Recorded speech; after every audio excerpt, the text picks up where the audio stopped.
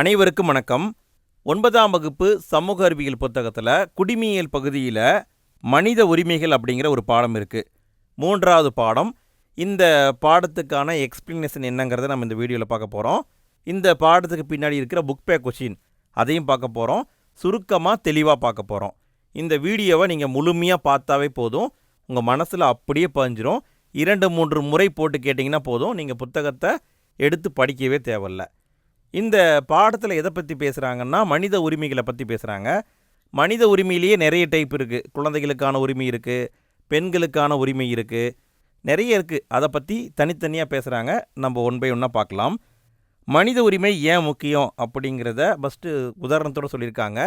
இன்றைக்கி நம்ம எல்லாமே ரொம்ப சுதந்திரமாக இருக்கோம், நமக்கு வேணுங்கிறத நம்ம பண்ணிக்கிறோம், நமக்கு நிறைய உரிமைகள் இருக்குது.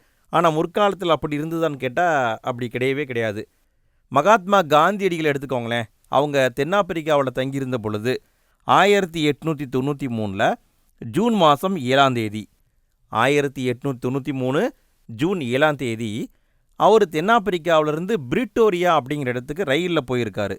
அவர் காலத்தில் ஒரு ரூல்ஸ் இருந்திருக்கு. என்ன ரூல்ஸ்னால், வெள்ளைக்காரங்க மட்டும்தான் முதல் வகுப்பு பெட்டியில் போகணும். அதாவது ஃபஸ்ட்டு கிளாஸில் ட்ரெயினில் போகலாம். மற்ற நிறம் கொண்டவர்கள், கருப்பு நிறம் கொண்டவர்களாக இருந்தால் 3ஆம் வகுப்பு பெட்டியில் தான் போகணும்னு ரூல்ஸ் இருந்திருக்கு. மகாத்மா காந்தியடிகள், நான் பணம் கட்டி தான் வந்திருக்கேன், நான் ஃபஸ்ட்டு கிளாஸில் தான் வருவேன்னு சொல்லி அவர் வந்திருக்காரு. இருந்தாலும் பீட்டர் மாரிஸ்பர்க் அப்படிங்கிற இடத்துல நிப்பாட்டி நடுவழியில் காந்தியடிகளை இறக்கி விட்டுருக்காங்க. இந்த கொடுமையான ஒரு சம்பவம் எங்கே நடந்திருக்கு? தென்னாப்பிரிக்காவில் நடந்திருக்கு. இதைத்தான் இன ஒதுக்கல் கொள்கைன்னு சொல்லுவாங்க. அதாவது வெள்ளைக்காரங்களை ஒரு மாதிரி நடத்துவாங்க, கருப்பு நிறம் கொண்டவங்களை ஒரு மாதிரி நடத்துவாங்க.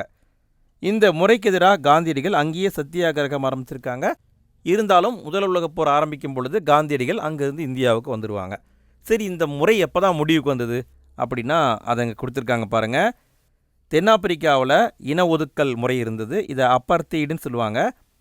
இதுக்கு எதிராக போராடியவர் நெல்சன் மண்டேலா. 27 வருடங்கள் அவர் சிறையில் இருந்திருக்காருங்க. இந்த முறைக்கு எதிராக போராடுறதுனால அவரை சிறையில் அடைச்சிட்டாங்க. 27 வருடங்கள் சிறையில் இருந்திருக்காரு. கடைசியாக 1990 தான் அப்போ தென்னாப்பிரிக்க தலைவராக இருந்த FWD கிளார்க் அப்படிங்கிறவர் இவரை விடுதலை பண்ணியிருக்காரு. ஏன் விடுதலை பண்ணியிருக்காரு? அப்போ உள்நாட்டிலையும் உலக நாடுகள்லேயும் நிறைய ஆதரவு அவருக்கு கிடச்சிது. அதனால் பார்த்து பயந்து போயிட்டு, சரி இதுக்கு மேலே இவங்களை ஒன்றும் பண்ண முடியாதுன்னு சொல்லி தான் விடுதலை பண்ணியிருக்காங்க. 1994 பல இனங்கள் கொண்ட பொது தேர்தல் நடந்திருக்கு. அந்த பொது தேர்தலில் நெல்சன் மண்டேலா தலைமையிலான ஆப்பிரிக்க தேசிய காங்கிரஸ் வெற்றி பெற்று அந்நாட்டுடைய தலைவராகவும் இவர் தேர்வு செய்யப்பட்டிருக்காரு. இப்படியெல்லாம் ரொம்ப பாடுபட்டிருக்காங்க பாருங்கள். அதாவது 27 வருடம் சிறையில் இருந்திருக்காருன்னா பாருங்களேன், எவ்வளோ ஒரு கொடுமையை அனுபவிச்சிருக்கான்ட்டு. இந்த மாதிரி நிறைய கொடுமைகளை அனுபவித்து தான் மற்றவர்கள் நமக்கு உரிமையை வாங்கி கொடுத்துருக்காங்க. அந்த உரிமையை நம்ம சரியாக பயன்படுத்திக்கணும். சரி, மனித உரிமைனா என்ன, அதை பற்றி ஐநா சபை என்ன சொல்லுதுங்கிறத பார்த்துடலாம். ஐநா சபை எப்போ உருவாக்கப்பட்டது தெரியுங்களா? அதை அங்கே கொடுத்துருக்காங்க பாருங்கள். 1945 அக்டோபர் 24 தான் ஐநா சபை தொடங்கப்பட்டிருக்கு. 1945 உருவாக்கியிருக்காங்க. அக்டோபர் 24 உருவாக்கியிருக்காங்க. அக்டோபர் 24 என்பது ஐநா சபை தினம். இதை நோட் பண்ணிக்கோங்க, கேட்க வாய்ப்பு இருக்குது. இந்த ஐநா சபை என்ன சொல்கிறாங்கன்னா, இனம், பாலினம், தேசியம், இனக்குழு, மொழி, மதம் அல்லது வேறு தகுதி அடிப்படையை பொறுத்து மாறுபடாமல் மனிதர்களாக பிறக்கும் அனைவருக்கும் மரபாக இருக்கும் உரிமையே மனித உரிமை. அதாவது எதையுமே பார்க்கக்கூடாது. ஒரு மனிதன் இருக்கான்னா அவனுக்கு ஒரே மாதிரி உரிமை கொடுக்கறது தான் மனித உரிமை அப்படின்னு ஐநா சபை குறிப்பிட்டிருக்காங்க. இதுக்காக என்ன பண்ணியிருக்காங்க அப்படின்னா, அவங்க உலகளாவிய மனித உரிமை பிரகடனம் அப்படிங்கிறத வெளியிட்டிருக்காங்க. இதை பேரறிக்கை எப்படி சொல்லுவாங்க, சுருக்கமாக UDHRன்னு குறிப்பிடுவாங்க. இதனுடைய விரிவாக்கத்தையும் பார்த்துக்கோங்க, கேட்க வாய்ப்பு இருக்குது. Universal declaration of human rights, இதனுடைய சுருக்கம் தான் UDHR. சரி, இதை எப்படி கொண்டு வந்தாங்கன்னா, பல நாடுகளில் சேர்ந்த தலைவர்கள்லாம் சேர்ந்து ஒரு குழுவாக அமைக்கப்பட்டு அவங்க விவாதித்து இறுதியில் தான் கொண்டு வந்திருக்காங்க. 1948 வருடம் ஐநா சபை உருவாக்கப்பட்டு 3 வருடம் ஆகி 1948 டிசம்பர் 10 பாரிஸ், எங்கே இருக்குது, பிரான்ஸுடைய தலைநகரம் பாரிஸில் ஐநா பொது சபையுடைய கூட்டம் நடக்குது. அந்த கூட்டத்தில் தான் மனித உரிமை பேரறிக்கைங்கிறத கொண்டு வராங்க. பொதுச்சபை தீர்மான எண் கொடுத்துருக்காங்க பாருங்கள், 217A. இந்த தீர்மான எண் படி அவங்க தீர்மானம் போட்டு அதை நிறைவேற்றி சட்டமாக கொண்டு வந்திருக்காங்க. உலக நாடுகள் எல்லாமே இதை ஃபாலோ பண்ணணும் அப்படிங்கிறதையும் அவங்க சொல்லியிருக்காங்க. மனித உரிமைக்கான முதல் பேரறிக்கையாக அது கருதப்படுது. பல்வேறு மொழிகளில் இதை மொழிபெயர்த்திருக்காங்க. டிசம்பர் 10 கொண்டு வந்தாங்க இல்லைங்களா, அதை நினைவுபடுத்தும் விதமாக ஒவ்வொரு வருடமும் டிசம்பர் 10 என்பது மனித உரிமை தினமாக கொண்டாடப்படுகிறது. இதை நோட் பண்ணிக்கோங்க, கண்டிப்பாக கேட்பாங்க. டிசம்பர் 10 என்பது மனித உரிமை தினம். அடுத்து பாருங்கள், இவங்க கொண்டு வந்தாங்க இல்லைங்களா, 1948 டிசம்பர் 10 கொண்டு வந்தாங்கல்ல, அந்த மனித உரிமை பற்றிய உலகளாவிய பேரறிக்கையில் மொத்தம் 30 உறுப்புகள் இருக்குது. உறுப்புகள்னால் ஆர்டிகல்ஸ், மொத்தம் 30 ஆர்டிகல்ஸ் இருக்குது. அந்த ஆர்டிகல்ஸை பொதுவாக 2 வகையாக நம்ம பிரிக்கலாம். அந்த 2 பிரிவு என்னன்னு பார்த்தீங்கன்னா இங்கே கொடுத்துருக்காங்க பாருங்கள். சமூக பொருளாதார மற்றும் பண்பாட்டு உரிமைகள். இன்னொன்று இங்கே கொடுத்துருப்பாங்க, இங்கே கொடுத்துருக்காங்க பாருங்கள், குடிமை மற்றும் அரசியல் உரிமைகள் அப்படின்னு பிரிச்சுருக்காங்க. சரி, இதை பற்றி நம்ம இன்னும் டீட்டெயிலாக பார்க்க வேண்டியது கிடையாது. இங்கே சும்மா பேசிக்கான கண்டென்ட்ஸ் தான் இருக்கும். அடுத்து இதை நம்ம ஒன் பை ஒன்னாக பார்க்கலாம்.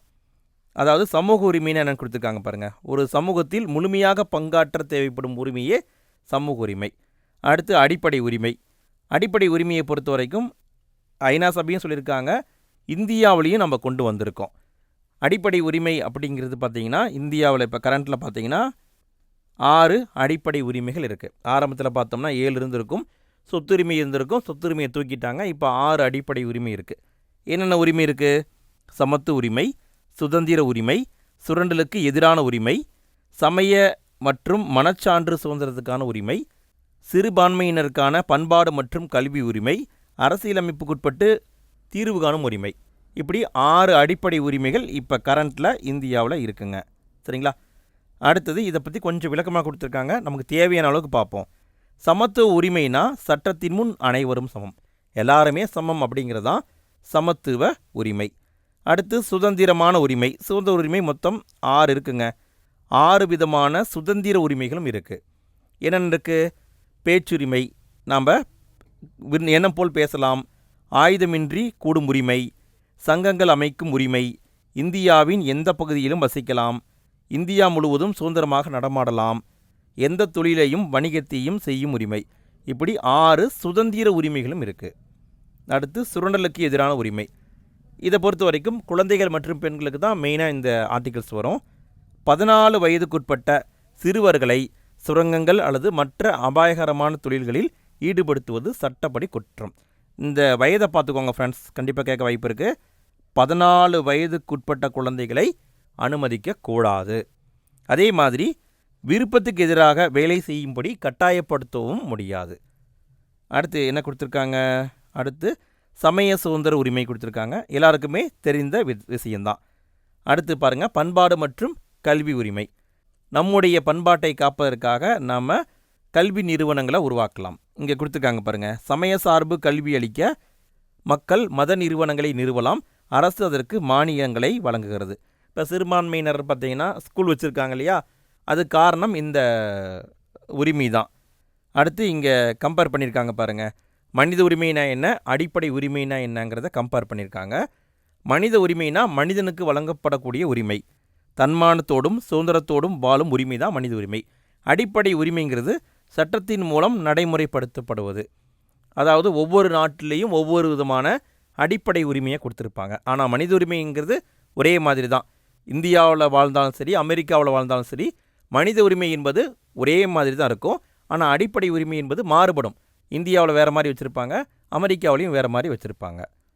அடுத்து கொடுத்துருக்காங்க பாருங்கள், மனித உரிமையை பறிக்க இயலாது, அடிப்படை உரிமைங்கிறத நம்ம மாற்றிக்கலாம். அடுத்து கொடுத்துருக்காங்க பாருங்கள், மனித உரிமைகள் பன்னாட்டு அளவில் அங்கீகரிக்கப்பட்டவை, அடிப்படை உரிமை என்பவை அந்த நாட்டின் அரசியலமைப்பு சட்டத்தால் அங்கீகரிக்கப்பட்டவை. ஸோ இந்த டிஃப்ரென்ஸை மட்டும் பார்த்துக்கோங்க ஃப்ரெண்ட்ஸ். அடுத்து என்ன கொடுத்துருக்காங்கன்னா, இங்கே ஒரு பாக்ஸ்க்கு நான் கொடுத்துருக்காங்க பாருங்கள், நீதி பேராணை ரிட்டு சட்டப்பிரிவு 32, அதை அடிப்படையாக வச்சு நம்ம உச்சநீதிமன்றத்தில் நீதி பேராணை வாங்கலாம். சட்டப்பிரிவு 226, இதை அடிப்படையாக வச்சு உயர்நீதிமன்றங்களில் நீதி பேராணையை வாங்கலாம். இதுதான் அரசியலமைப்புக்குட்பட்டு தீர்வு காணும் உரிமைன்னு குறிப்பிடுறாங்க. இதை ஒரு உதாரணத்தோடு சொல்லியிருக்காங்க பாருங்கள், பிரீத்திகா யாசினி, இவங்களை நீங்கள் கேள்விப்பட்டிருப்பீங்க, காவல்துறையில் இருக்காங்க. இவங்க அரசியலமைப்பு சட்டத்துடைய இந்த உரிமை, அதாவது அரசியலமைப்பு சட்டத்தின்படி தீர்வு காணும் உரிமை, இந்த உரிமையை பயன்படுத்தி தான் அவங்க வேலையவே வாங்கியிருக்காங்க. அடுத்து அடிப்படை கடமையை கொடுத்துருக்காங்க பாருங்கள். உரிமைகள் போல ஒவ்வொரு குடிமகனுக்கும் அடிப்படை கடமையும் இருக்குது. ஆரம்பத்தில் அடிப்படை கடமை இருந்ததுன்னு கேட்டால் கிடையாது. எப்போ கொண்டு வந்திருக்காங்கன்னா 1976 42வது சட்ட திருத்தம். 1976 42வது சட்ட திருத்தம் கொண்டு வந்திருக்காங்க.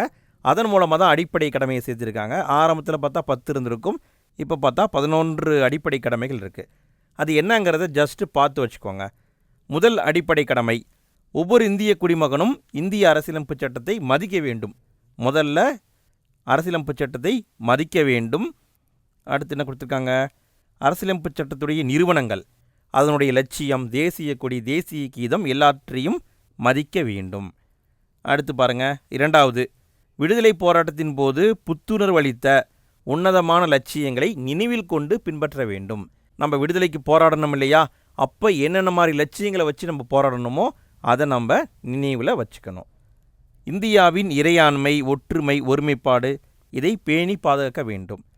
தேவை ஏற்பட்டால் நாட்டின் பாதுகாப்பு பணியில் ஈடுபட்டு நாட்டுக்கு பணியாற்ற வேண்டும். தேவைப்பட்டால் நம்ம கண்டிப்பாக பணியாற்ற வேண்டும். சமயம், மொழி, மண்டலம் அல்லது பிரிவு வேறுபாடுகளை கடந்து இந்திய மக்கள் அனைவர் மனதிலும் சகோதரத்துவத்தையும் நம்ம ஏற்படுத்தணும்னு சொல்லியிருக்காங்க. பெண்களை இழிவு செய்யும் செயல்களை விட்டொழிக்க வேண்டும்னு சொல்லியிருக்காங்க. ஸோ அவங்களை இழிவுபடுத்தவும் கூடாது. அடுத்து பாருங்கள், நமது கூட்டு பண்பாட்டு மரபினை போற்றி பாதுகாக்க வேண்டும். நம்ம எல்லாமே கூட்டாக தான் வாழ்ந்துட்டுருக்கோம். பல்வேறு மதங்கள், பல்வேறு மொழிகள் இருந்தாலும் நம்ம கூட்டாக வாழ்கிறோம். அதை கண்டிப்பாக போற்றி பாதுகாக்க வேண்டும். அடுத்து பாருங்கள், காடுகள், ஏரிகள், ஆறுகள், விலங்கினங்கள் எல்லாவற்றையும் நம்ம பாதுகாக்க வேண்டும். உயிரினங்கள் மீது கருணை காட்ட வேண்டும். இதையும் பாருங்கள், அடிப்படை கடமையாக வச்சுருக்காங்க. அடுத்து பாருங்கள், அறிவியல் உணர்வு, மனிதநேயம், பகுத்தறிவு, சீர்திருத்த உணர்வு எல்லாவற்றையும் வளர்க்க பாடுபட வேண்டும். பொது சொத்துக்களை பாதுகாக்க வேண்டும். வன்முறையை வெறுக்க வேண்டும். வன்முறையை நம்ம கையில் எடுக்கக்கூடாது. அடுத்து கொடுத்துருக்காங்க பாருங்கள், தனிப்பட்ட அளவிலும் கூட்டு செயல்பாட்டிலும் மிகச்சிறந்த நிலையை அடைய முயல வேண்டும். தனியாகவும் நாட்டுக்காக உழைக்கணும், கூட்டாகவும் உழைக்கணும். அடுத்து 11வது அடிப்படை கடமை தான் ரொம்ப ரொம்ப முக்கியங்க. இதை தேர்வில் கேட்பாங்க. 14 வயது வரை உள்ள குழந்தைகளுடைய கல்விக்காக அவங்க பெற்றோர் அல்லது காப்பாளர் ஏற்பாடு செய்யணும். அந்த குழந்தையை கண்டிப்பாக படிக்க வைக்கணும். அது அவங்களுடைய பெற்றோர் அல்லது பாதுகாவலருடைய பொறுப்புங்கிறது தான் 11வது அடிப்படை கடமை. அடுத்து இன்னொரு சட்டம் வந்திருக்கு பாருங்கள், மூத்த குடிமக்கள் மற்றும் பெற்றோர் நலன்கள் பராமரிப்பு சட்டம் 2007 கொண்டு வந்தாங்க. அதாவது பார்த்திங்கன்னா, பிள்ளைங்க பேரண்ட்ஸை கவனிக்கிறது கிடையாது, அதே மாதிரி மூத்த குடிமக்களையும் கவனிக்கிறது கிடையாது. அதை தடுப்பதற்காகத்தான் இந்த சட்டம் கொண்டு வந்திருக்காங்க. இதன்படி பெற்றோர்களையும் மூத்த குடிமக்களையும் நாம் கண்டிப்பாக பராமரிக்க வேண்டும். அடுத்து கொடுத்துருக்காங்க பாருங்கள், இந்திய மனித உரிமைகள் ஆணையம். இதை சுருக்கமாக NHRCன்னு குறிப்பிடுவாங்க. நேஷனல் ஹியூமன் ரைட்ஸ் கமிஷன், இந்திய மனித உரிமைகள் ஆணையம். அதாவது மனித உரிமையை காக்க வேண்டும் என்பதற்காக ஏற்படுத்தப்பட்ட ஒரு நிறுவனம். சரி, இதை எப்படி உருவாக்கியிருக்காங்க, இங்கே கொடுத்துருப்பாங்க பாருங்கள். 1993 மனித உரிமைகள் பாதுகாப்பு சட்டம் அப்படிங்கிற ஒரு சட்டம் கொண்டு வந்தாங்க. 1993 ஒரு சட்டம் வருது, மனித உரிமைகள் பாதுகாப்பு சட்டம் அப்படிங்கிற சட்டம். அந்த சட்டத்தின்படி தான் தேசிய மனித உரிமை ஆணையம் உருவாக்கப்பட்டிருக்கு. எப்போ உருவாக்கியிருக்காங்க, 1993 அக்டோபர் 12 உருவாக்கியிருக்காங்க. இது ஒரு தன்னாட்சி அமைப்பாகும். இது ஒரு சுதந்திரமான அமைப்பு. ஒரு தலைவர் இருப்பாங்க, சில உறுப்பினர்களையும் கொண்டிருக்கும். இதனுடைய அமைவிடம்னு பார்த்தா டெல்லியில் அமைஞ்சிருக்கும். இது பல்வேறு விதமான வேலைகளை பார்க்கும். என்னென்ன பண்ணுவாங்க, மனித உரிமை மீறல் சார்பாக ஏதாவது புகார் கொடுக்கப்பட்டிருந்தா அதை விசாரணையும் பண்ணுவாங்க. மனித உரிமைகள் குறித்த ஆய்வுகளையும் மேற்கொள்வாங்க. அதாவது எப்படியெல்லாம் இன்னும் மனித உரிமையை டெவலப் பண்ணலாம் அப்படிங்கிறத ஆய்வு பண்ணுவாங்க. அதே மாதிரி மனித உரிமை கல்வியை மற்ற எல்லாருக்குமே பரப்புவாங்க. அரசு சாராத அமைப்புகளுக்கு ஊக்கம் கொடுப்பாங்க. ஸோ இப்படி நிறைய பண்ணுவாங்க. இன்னொரு பாயிண்ட்டை கவனிங்க, மனித உரிமை மீறல் தொடர்பான வழக்கு இருந்தால் அந்த வழக்கில் இவங்க தானாகவே இணைந்தும் கொள்வார்கள். அதாவது நம்ம புகாரே கொடுக்கல, ஆனால் அது மனித உரிமை மீறல்னு தான் தெரியுதுன்னா கண்டிப்பாக அவங்களே அந்த வழக்கில் இன்வால்வ் ஆவார்கள். ஸோ இதை பார்த்துக்கோங்க. அடுத்து இதே மாதிரி ஒரு அமைப்பு தான் மாநில மனித உரிமை ஆணையம். எங்கே இருக்குது, ஒவ்வொரு ஸ்டேட்லேயும் இருக்குது. இதை SHRCன்னு குறிப்பிடுவாங்க, ஸ்டேட் ஹியூமன் ரைட்ஸ் கமிஷன். தமிழ்நாட்டிலையும் இருக்குது, 1997 உருவாக்கியிருப்பாங்க. இது எப்படி உருவாக்கியிருப்பாங்கன்னா, இந்த மனித உரிமை பாதுகாப்பு சட்டம் இருக்குல்ல 1993, அதனுடைய பிரிவு 21 அடிப்படையாக வைத்து ஒவ்வொரு மாநிலத்திலையும் உருவாக்கியிருப்பாங்க. அடுத்து இங்கே ஒரு பாயிண்ட் கொடுத்துருக்காங்க பாருங்கள். எழுத்து மூலமாக புகார் பெறாவிட்டாலும் ஆணையம் தாமாக அந்த முன்வந்து விசாரணை நடத்தும். தாமாகவே இவங்க அந்த வழக்கில் இன்வால்வ் ஆகலாம். அடுத்து மாநில மனித உரிமை ஆணையத்துடைய பணிகளை கொடுத்துருக்காங்க பாருங்கள். இவங்க என்ன பண்ணுவாங்கன்னா, மாநில பட்டியல், பொதுப்பட்டியல், இந்த 2 பட்டியல் மீதும் ஏதாவது மனித உரிமை புகார் வந்தால் அதை விசாரிப்பாங்க. மத்திய பட்டியலுக்கு போக மாட்டாங்க. ஏன்னா மத்திய பட்டியல்னால் மத்திய மனித உரிமை ஆணையம் இருக்குது. அடுத்து பாருங்கள், இந்த மாநில மனித உரிமை ஆணையத்துடைய எல்லை என்பது அந்த மாநிலத்துக்கு உட்பட்டது. மாநிலத்துக்குள்ளே ஏதாவது புகார் வந்தால் மட்டும்தான் விசாரிக்க முடியும். இதில் ஒரு தலைவரும் 2 உறுப்பினர்களும் இருப்பாங்க. இந்த மாநில மனித உரிமை ஆணையத்துக்கு உரிமையியல் நீதிமன்றத்துக்கு இணையான அதிகாரம் இருக்கிறது. உரிமையியல் நீதிமன்றம், சிவில் கோர்ட்டுன்னு சொல்லுவாங்க இல்லைங்களா, அந்த கோர்ட்டுக்கு என்ன பவர் இருக்கோ அந்த பவர் இவங்களுக்கும் இருக்குது. இவங்க என்ன பண்ணலான்னா, இழப்பீடுகளை வழங்க பரிந்துரை செய்யலாம். அதாவது இழப்பீடும் கொடுக்க சொல்லலாம். ஸோ நோட் பண்ணிக்கோங்க. அடுத்து நம்ம என்ன பார்க்க போகிறோம்னா, குழந்தைகளுக்கான உரிமையை பார்க்க போகிறோம். இது வரைக்கும் நம்ம பார்த்தது மனிதர்களுக்கான உரிமையை பார்த்தோம். அடுத்து குழந்தைக்காக என்னென்ன பண்ணியிருக்காங்க அப்படிங்கிறத பார்க்கலாம். ஐநா சபை என்பது 18 வயது வரை உள்ள அனைவரையும் குழந்தைகள் சொல்லுது. இந்த டேட்டா முக்கியம், பார்த்துக்கோங்க. 18 வயது வரை இருக்கிறவங்க குழந்தைகள், இப்படி சொல்கிறது யார்? ஐநா சபை சொல்கிறாங்க. சரி, அவங்க எப்படி சொல்கிறாங்க? அதாவது மனித உரிமை பிரகடனம் கொண்டு வந்தாங்கள்ல 1948 டிசம்பர் 10 கொண்டு வந்தாங்க இல்லையா, அதனுடைய பிரிவு 25 அதிலேயே இதை சொல்லியிருக்காங்க. 18 வயது வரை உள்ளவர்கள் குழந்தைகள் சொல்லியிருக்காங்க. அடுத்து குழந்தைக்காகவே தனியாக ஒரு பிரகடனமும் கொண்டு வந்திருக்காங்க. எப்போ கொண்டு வந்திருக்காங்க? 1989 வருடம் நவம்பர் 20 குழந்தைகள் உரிமைக்கான பிரகடனம் அப்படிங்கிறதையும் ஐநா சபை தனியாக கொண்டு வந்திருக்காங்க. அடுத்து என்ன கொடுத்துருக்காங்க பாருங்கள்.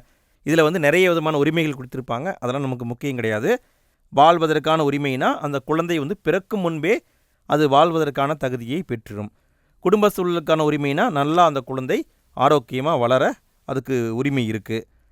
அடுத்து என்ன கொடுத்துருக்காங்க? கல்விக்கான உரிமை கொடுத்துருக்காங்க பாருங்கள்.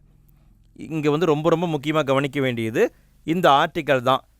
அரசியலமைப்புடைய பிரிவு 21A என்பது என்ன சொல்லுதுன்னா, 6 முதல் 14 வயது வரை உள்ள அனைத்து குழந்தைகளுக்கும் இலவச மற்றும் கட்டாய கல்வியை கொடுக்க வேண்டும் சொல்லுது. 6 முதல் 14 வயசு உள்ள குழந்தைகளுக்கு கொடுக்கணும் சொல்லக்கூடிய பிரிவு 21A. இதுக்காக என்ன பண்ணியிருக்காங்க? 2009 இந்திய நாடாளுமன்றத்தில் கட்டாய கல்வி உரிமை சட்டம்னு கொண்டு வந்தாங்க. அதாவது right of children to free and compulsory education, RTEன்னு சொல்லுவாங்க, ரைட் டு எஜுகேஷன். இதை 2009 கொண்டு வந்திருக்காங்க.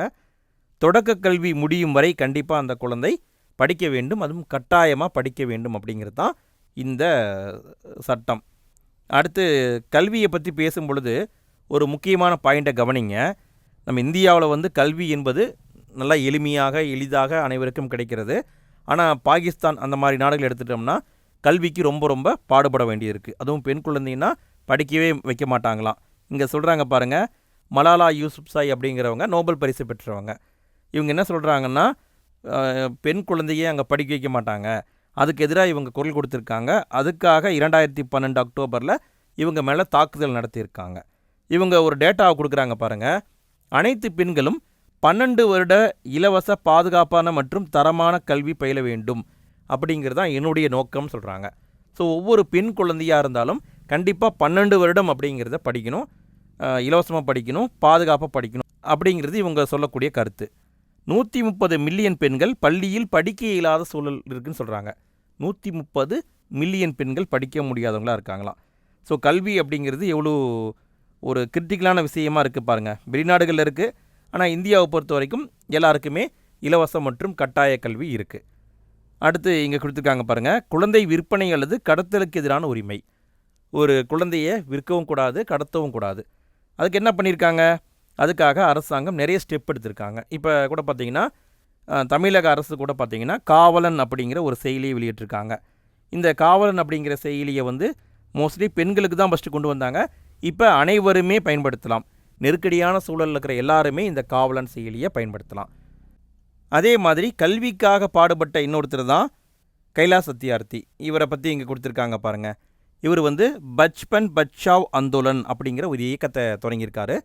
தமிழில் சொல்லணுன்னா இளமையை காப்பாற்று இயக்கம் அப்படி சொல்லுவாங்க. இதன் மூலமாக குழந்தைகளுக்கு கல்வி கொடுக்கணும் அப்படின்னு அவர் போராடிட்டே இருக்கார். கிட்டத்தட்ட 86,000க்கும் மேற்பட்ட இந்திய குழந்தைகள் இவரால் மீட்கப்பட்டு படிக்க வைக்கப்பட்டு இருக்காங்க. 1998 உலக மக்களுடைய கவனத்தை ஈர்க்கணுங்கிறதுக்காக 80,000 கிலோமீட்டர் நீளம் கொண்ட குழந்தை உழைப்புக்கு எதிரான உலகளாவிய அணிவகுப்பு, அதாவது global March against child labour அப்படிங்கிறத நடத்தியிருக்காரு.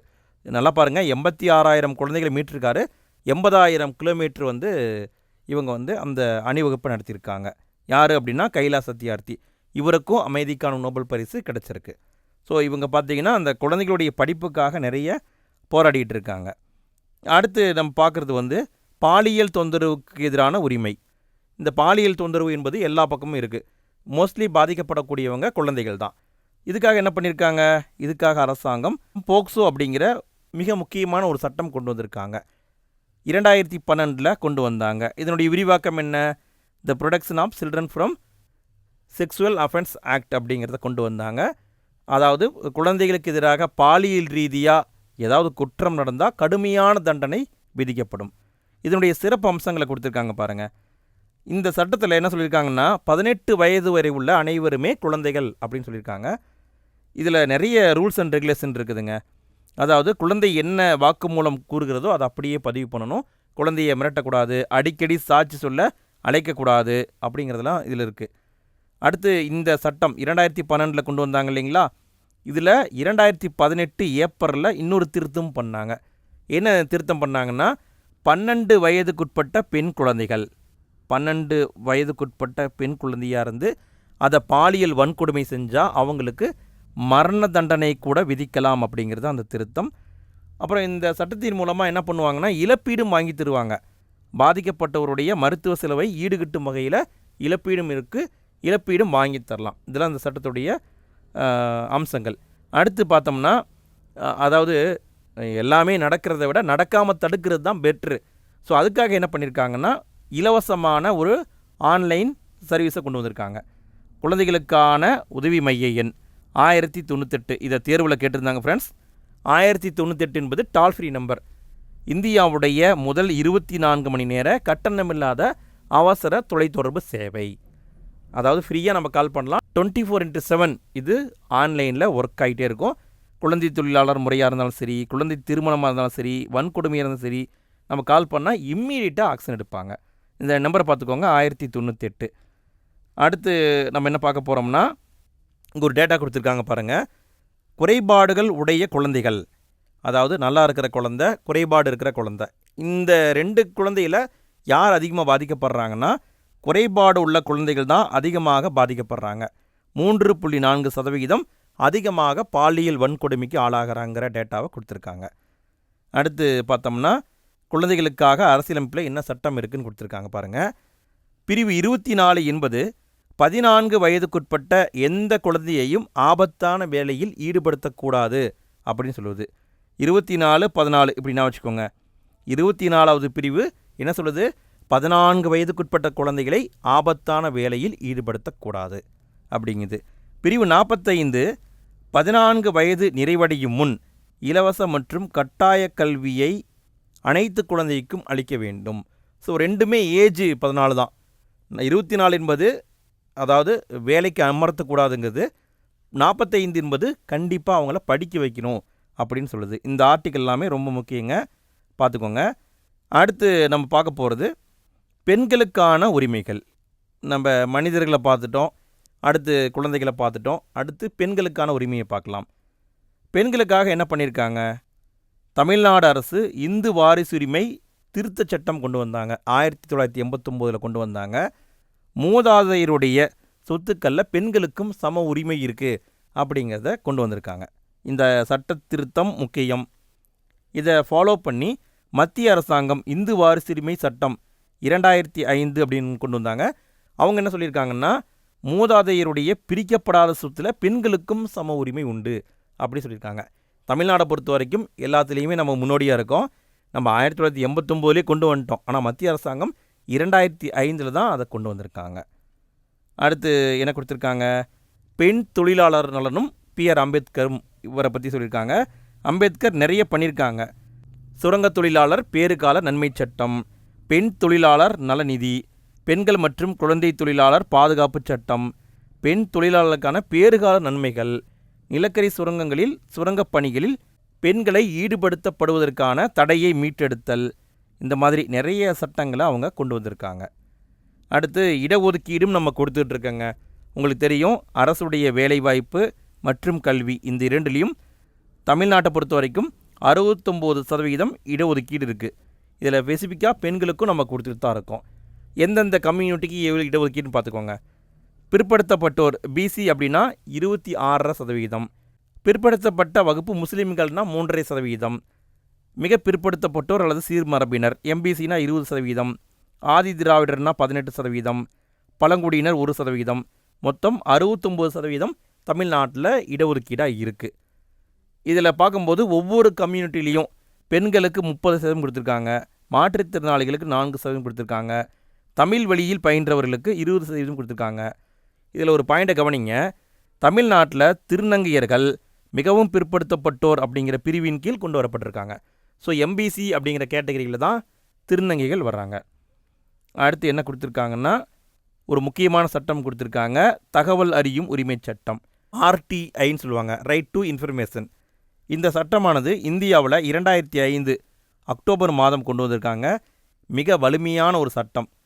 ஒரு சாதாரண குடிமகனாக இருந்தால் கூட அரசு நிறுவனங்களில் இருக்கக்கூடிய தகவலை அவங்க கேட்டு வாங்கலாம். தகவல்களை 30 நாட்களுக்குள் வழங்கப்பட வேண்டும். இது நோட் பண்ணிக்கோங்க. எத்தனை நாள் அப்படின்னு கேட்பாங்க. 30 நாட்களுக்குள்ளே நம்ம தகவலை கொடுக்கணும்.